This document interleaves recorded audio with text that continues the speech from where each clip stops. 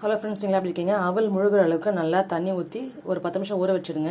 அதுக்கப்புறம் ஸ்ட்ரெயினர் அது மாதிரி வடிகட்டி எடுத்து வச்சுக்கோங்க. உருளைக்கிழங்கு வேக வச்சு எடுத்து வச்சுக்கோங்க.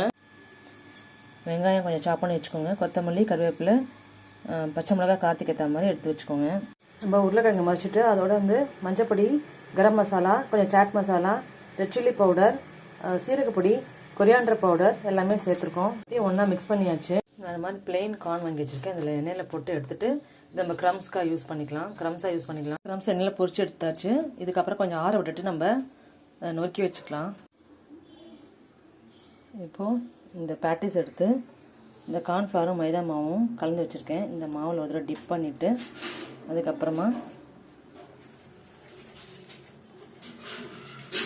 இந்த கார்னில் நம்ம ஒரு தடவை டிப் பண்ணிக்கலாம். ஏற்கனவே டிப் பண்ணி வச்சுருக்கேன். அதை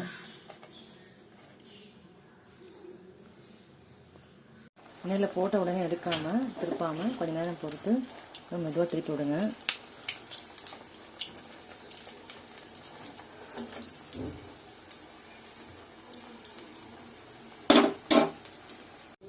இந்த நம்ம கார்ன்ஃப்ளேக்ஸில் போட்டு எடுத்தது இப்படி தான் வந்திருக்கு.